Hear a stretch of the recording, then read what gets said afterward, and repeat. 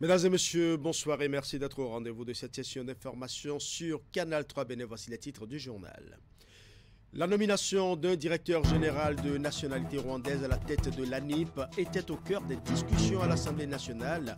Invité par les parlementaires en question orale, le gouvernement, représenté par le ministre de l'Intérieur Alassane Seydou, est allé expliquer aux députés le choix porté sur ce DG de nationalité rwandaise pour diriger cette structure d'identification des personnes au Bénin. La réponse du ministre et la réaction des députés dans ce journal. Et pendant ce temps, les administrations déconcentrées des 4 départements du Nord Bénin réceptionnent des moyens roulants ce vendredi 10 novembre. C'est la deuxième vague de remise de véhicules dont l'objectif est de faciliter le travail et surtout la mobilité des équipes sur le terrain. Le point de la cérémonie dans un instant. Nous parlerons également de la deuxième édition du SIA, entendez symposium sur l'indigo africain. C'est un événement qui sera organisé au Bénin du 22 au 25 novembre 2023. En prélude donc à l'événement, la promotrice de la marque Indigo était face à la presse ce jeudi à Ouida pour expliquer aux professionnels des médias l'importance et la portée du SIA 2023. Voilà pour les titres. Mesdames et messieurs, alors bonsoir.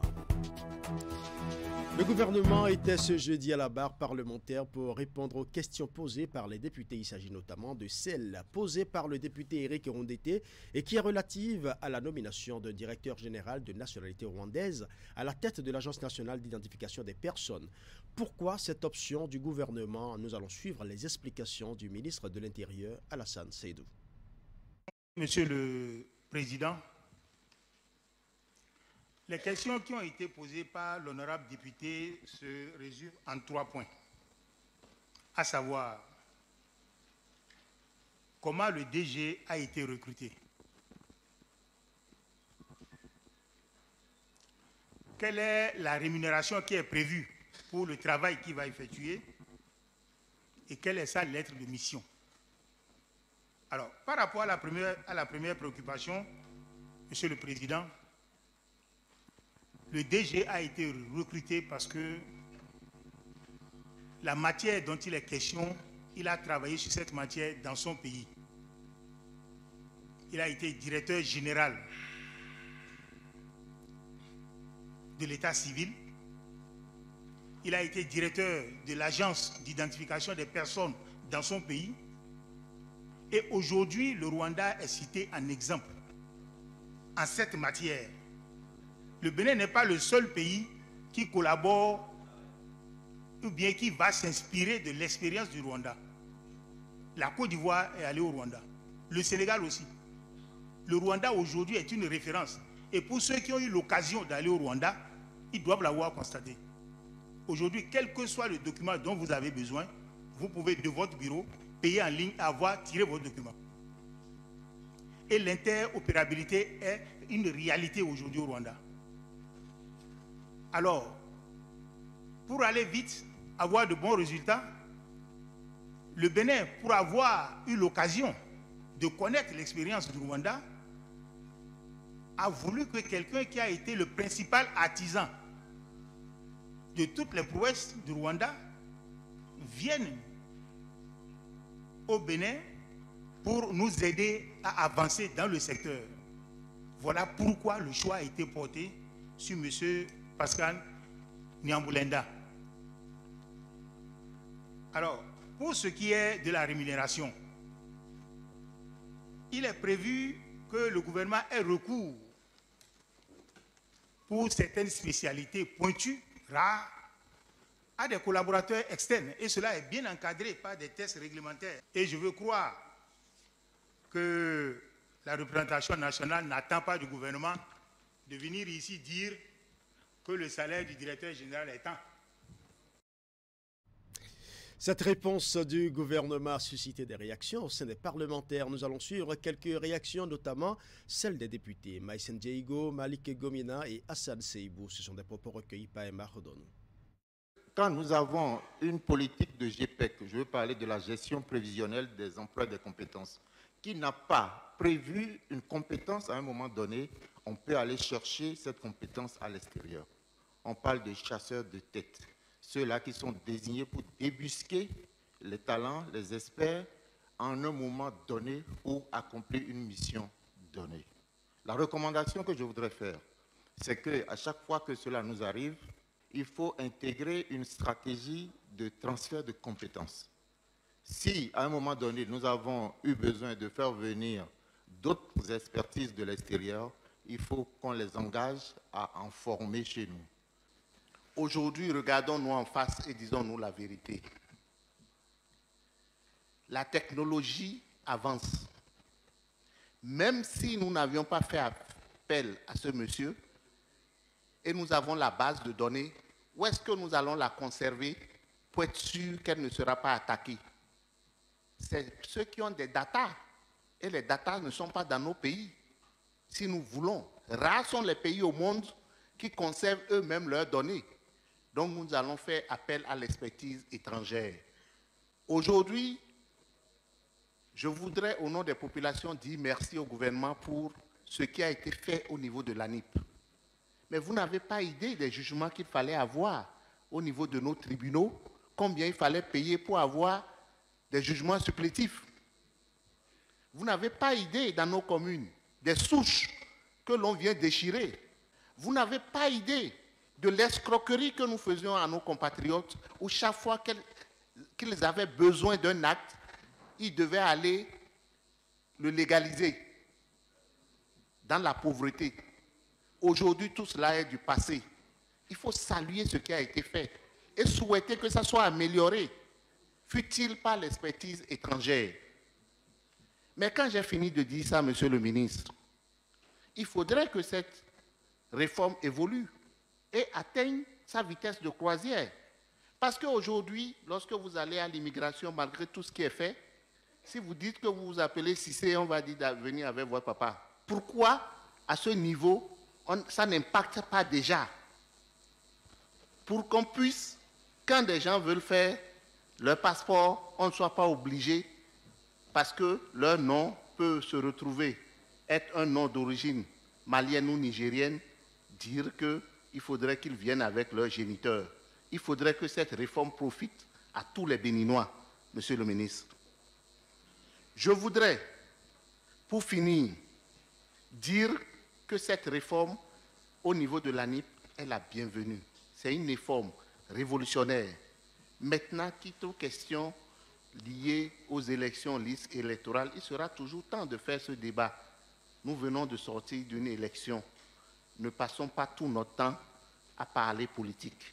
Il faut qu'il y ait des heures pour le développement et quand reviendra l'heure de la politique, faisons le débat politique.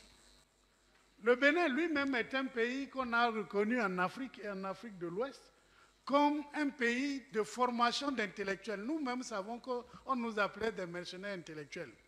Nous avons servi. Dans tous les pays de l'Afrique de l'Ouest, ce sont les Béninois qui ont formé la plupart des cadres.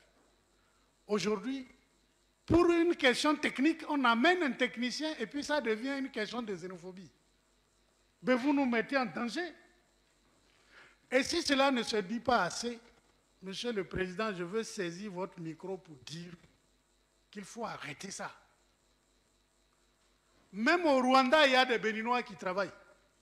Ceux qui sont partis savent que certains sont en consultation. Des députés ici ont des marchés au Rwanda, ils ont des marchés partout. Ils travaillent et ils conseillent les autres. Pourquoi nommer un Rwandais devient un problème? Nous allons à présent parler éducation avec le ministre Yves Chabé-Kouaro qui s'est prononcé sur le mouvement d'humeur déclenché par les conseillers pédagogiques. Il explique la situation et rassure quant aux mesures en cours pour donner satisfaction aux doléances des conseillers pédagogiques. Nous allons suivre un extrait de ses propos. Dans un passé récent, les CP, c'était des enseignants cooptés et à qui on demandait certaines tâches d'encadrement de leurs collègues, conseillers pédagogiques. Ça, c'est au niveau du secondaire. Ils ont exercé cela pendant des années, des dizaines d'années, jusqu'à ce que, fort du statut particulier des enseignants, le corps soit reconnu comme un corps d'enseignement au niveau du secondaire, un peu comme au primaire.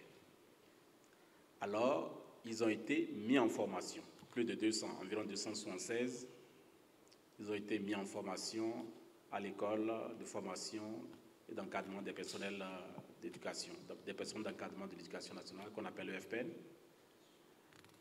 et ensuite redéployés. Donc actuellement, ils appartiennent également au corps des conseillers pédagogiques et ils sont reclassés comme tels. Donc c'est ça les CP. Les CP, conseillers pédagogiques, font partie du corps d'encadrement et d'inspection. Inspection, c'est les inspecteurs. Donc après les inspecteurs, il y a donc les conseillers pédagogiques et si vous voulez, donc professeur certifié, professeur adjoint, instituteur adjoint et consorts. En vérité, de quoi il est question, une fois qu'ils ont été donc reversés dans le corps, ils ont des doléances qui sont légitimes. Et ces doléances, nous travaillons là-dessus. Et comme vous pouvez l'imaginer, c'est des doléances qui ont trait à leur carrière, c'est des doléances qui ont trait à leurs conditions de vie et de travail. Nous travaillons donc là-dessus, avec méthode, mais surtout avec patience. Tout ce que nous avons pu lire dans la presse, je ne crois pas que les CP et leurs responsables notamment se reconnaissent dans ce que nous avons lu. Moi personnellement, on m'a envoyé un article hier, je l'ai lu, j'ai balancé à l'un d'eux, qui m'a dit non, que lui ne se reconnaît pas du tout dedans. Ils ont des préoccupations, nous les connaissons et nous travaillons en synergie avec eux. La preuve est que nous avons mis en place un comité de travail pour examiner point par point leurs doléances. Et ils font partie donc du comité de travail. Certes, le comité a pris du temps pour se mettre au travail parce qu'il y a beaucoup d'autres exigences, mais finalement, ils se sont retrouvés et ils travaillent. Je voudrais vous rassurer, tous les problèmes au niveau du secteur, ils sont nombreux. Et c'est des problèmes dynamiques tels que le secteur lui-même. Nous travaillons avec méthode à les régler.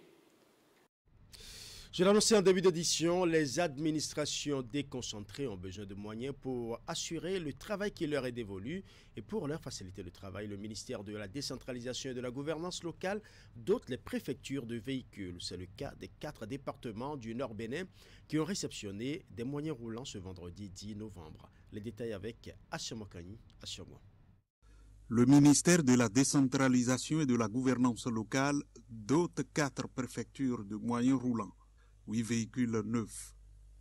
Le Borgou, la Libori, la Takura et la Donga réceptionnent 2 véhicules chacun. Un appui pour permettre à ces administrations déconcentrées d'être plus actives sur le terrain. Les préfectures du septentrion ont, disons, beaucoup plus de distance à couvrir en matière de tutelle au niveau de nos communes. Et il en a été tenu compte.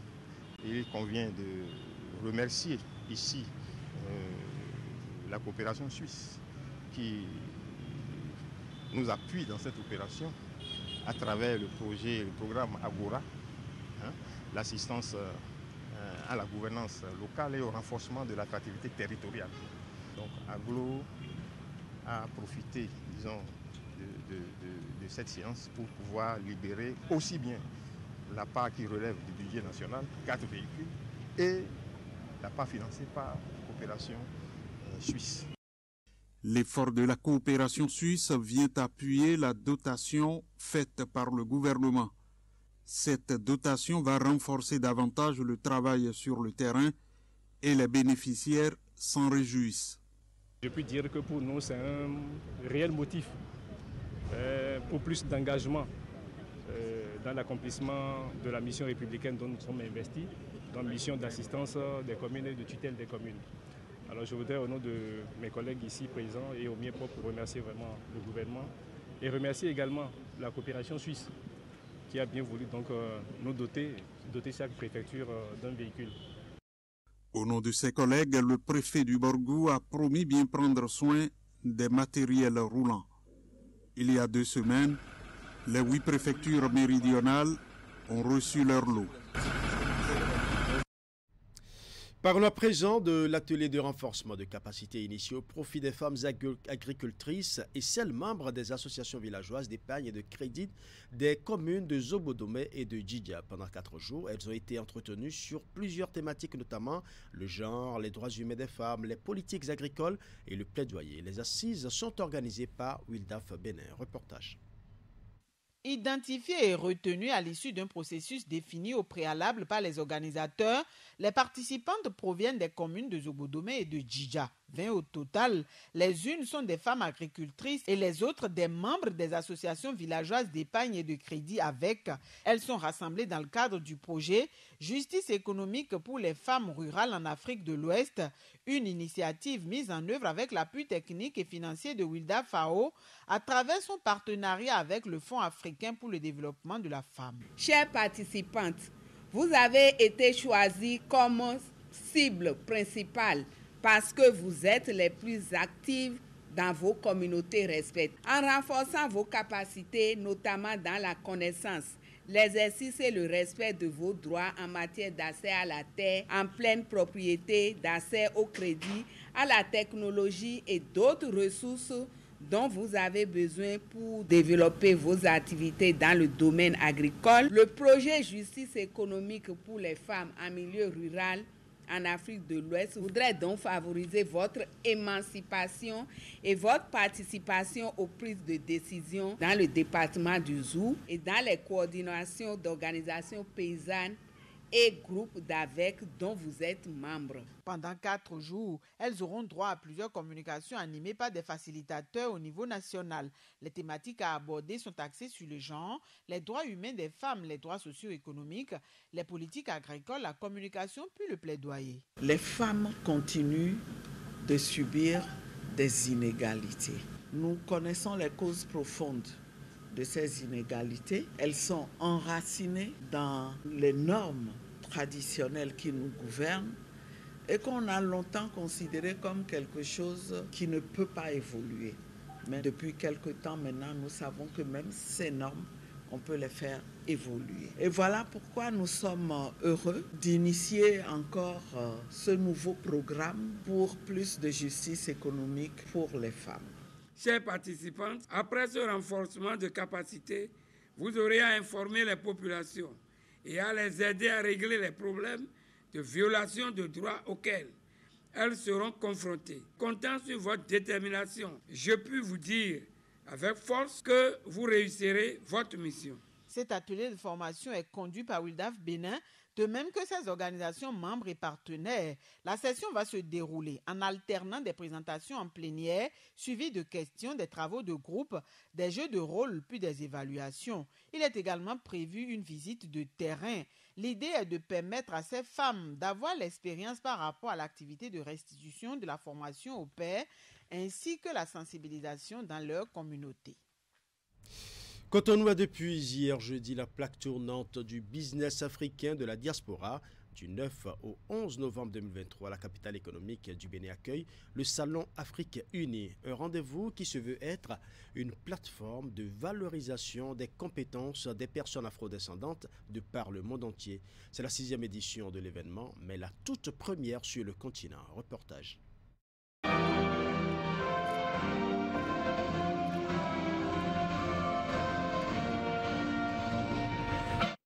Pour sa 6e édition, le Salon Afrique Unie fait un pas de plus vers l'Afrique. À Cotonou, la vitrine des talents et réussites afro-descendants et africains prend ses quartiers entre le palais des congrès et la place de l'Amazone. Et cette fois encore, fédère autour d'un thème innovant. Économie créative et technologie immersive, quels enjeux pour l'Afrique? Se créer des liens de collaboration afin de promouvoir le potentiel créatif afro. Le Salon Afrique Unie est un concept initié en 2009 par M. Ibrahim Koulibaly, promoteur dans les industries créatives en vue de promouvoir les entrepreneurs culturels afro-descendants. Aujourd'hui, ce projet est devenu une plateforme de valorisation des talents des acteurs de la diaspora afro-caribéenne et africaine dans leurs activités entrepreneuriales, culturelles, sociales et économiques. Le thème de cette 6e édition, économie créative et technologie immersive, qui nous pose les questions des enjeux pour l'Afrique, nous donnera pleinement l'occasion de mieux apprécier toutes les actions mises en place par le gouvernement de la République du Bénin afin de mettre en valeur notre pays sur la scène internationale et tout particulièrement d'inciter les investisseurs, nationaux comme étrangers que vous êtes, à oser le Bénin. Et le Bénin n'est pas que fier de ce choix, tout sauf anodin, qui sans doute l'honore d'accueillir ici, même à Cotonou, cette première en terre africaine, après 5 éditions en France, une aubaine, sans doute. En tant que maire de la ville de Cotonou, qui accueille cet événement mémorable, je suis convaincu que nous avons un rôle important à jouer dans la promotion et le développement des relations économiques, culturelles et sociales entre l'Afrique et le reste du monde. Ainsi, cet événement vise essentiellement à co-créer des connaissances pratiques entre les entrepreneurs et les entreprises étant portées. Créé en 2009, le Salon Afrique Unie a pour vocation de fédérer les pays africains, les Caraïbes et leur diaspora. Cette manifestation met un point d'honneur à promouvoir le riche potentiel créatif de l'Afrique et des afro-descendants.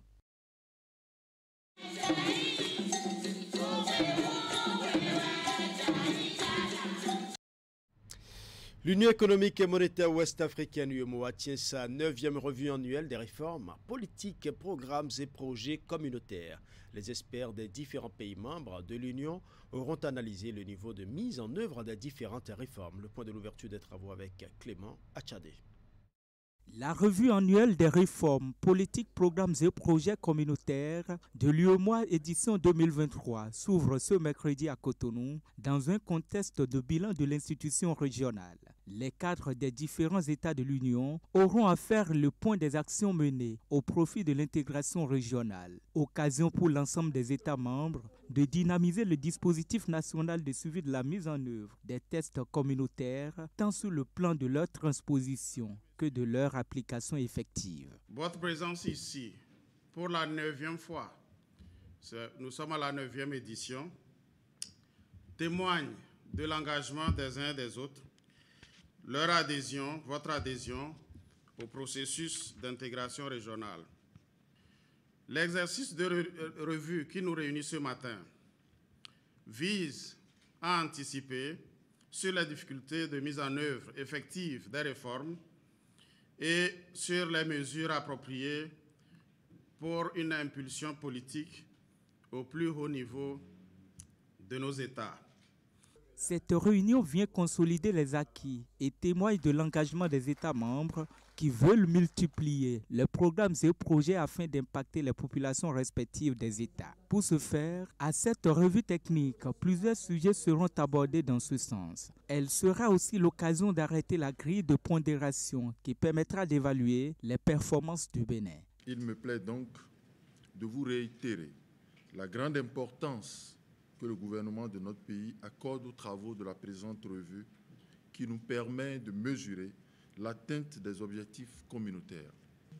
Je vous invite donc à fournir toutes les preuves de la mise en œuvre des actes communautaires afin que les résultats de la présente évaluation reflètent d'une part le niveau réel des efforts que vous avez consentis et d'autre part une amélioration significative du score de notre pays par rapport aux évaluations antérieures. Les travaux de cette 9e revue annuelle, phase technique dure 3 jours. La phase politique, elle, aura lieu courant 2024. La mairie de Dangbo a organisé du 7 au 8 novembre 2023 un atelier sur la validation de la vision communale pour le quinquennat 2024-2028. Une rencontre tenue en présence de plusieurs cadres et partenaires de la mairie. Les détails dans ce reportage. Restitution et validation de la vision du cadre programmatique du schéma de financement et de prise en compte des mesures d'adaptation basées sur les écosystèmes dans le cadre de l'élaboration du plan de développement de la 4e génération de la commune de Dangbo. C'est le but de ce rassemblement des acteurs de la mairie de Dangbo. Nous avons démarré le PDC 4 avec l'évaluation du PDC 3. Nous avons fait la phase diagnostique, nous avons validé le diagnostic. Et après, on a programmé, après les travaux des experts, on a programmé les ateliers de vision communale de programmation et de schéma de financement. À travers l'élaboration de ce plan de développement, la mairie de Dangbo vise un développement durable de la commune. Nos perspectives visent le grand développement de Dangbo. Nous voulons un développement inclusif, nous voulons un développement stable, nous voulons un développement qui accompagne la population dans leurs activités quotidiennes. Le plan de développement communal à la mairie de Dangbo est le document boussole pour les 5 prochaines années. Il prend en compte tous les programmes et projets dans les secteurs d'activité de la commune pour le bien-être des populations. Couleur Indigo organise du 22 au 25 novembre 2023 la 2e édition du SIA Entendez Symposium sur l'indigo africain. Pour annoncer l'événement, la promotrice de la marque Indigo était face à la presse ce jeudi à Ouida. Les détails avec Esther Tofa. C'est un événement d'envergure internationale que le Bénin accueille. Pour une 2e édition du Symposium sur l'indigo africain, Couleur Indigo a mis les bouchées doubles. Plusieurs activités sont prévues lors de cette rencontre. Il y aura le lancement et comme l'année dernière, au cours du lancement, nous allons faire une parade pays. Et au cours de cette parade, les tissus des communautés qui seront représentées, les accoutrements des communautés qui seront représentées seront divulgués, présentés au public. Et nous aurons la participation d'un pays lointain. Nous aurons le Japon qui sera à nos côtés cette année. Après le lancement, nous allons commencer tout ce qui est activité de formation, d'échange entre les jeunes indigotiers, les anciennes qui travaillent toujours et ce japonais venu de loin. Ensuite, dans l'après-midi, nous allons inaugurer l'écomusée qui sera installé dans la concession de Anyambos. On va finir en beauté avec un défilé international qui va rassembler des stylistes du Bénin et ceux venus d'ailleurs. Muséalisation du Elouvo, c'est la thématique retenue pour cette édition 2023 du SIA. À travers ce thème, Nadia Danley et ses collaborateurs entendent rendre à ce peigne la place qui lui revient. Lorsque l'on vient dans un territoire et que l'on prend un élément patrimonial qu'on commence par valoriser du point de vue économique, il est important qu'on fasse un retour vers la source pour mettre en exergue, pour célébrer toutes les communautés qui ont permis la création de ce patrimoine, qui ont permis sa transmission. Et donc, ce souci nous amène à créer 2 équipements muséaux qui vont faire écho à toute l'organisation économique, à toute l'organisation du point de vue exploitation que développe Couleur Indigo. 3 villes, à savoir Cotonou, Ouida et Aného au Togo, accueillent la 2e édition du Symposium sur l'indigo africain du 22 au 25 novembre 2023. Au total, 5 communautés seront représentées. Il s'agit du Bénin, du Togo, du Niger, de la Côte d'Ivoire et du Japon. La société Promo Fruits gratifie ses meilleurs producteurs d'ananas pour leur fidélité.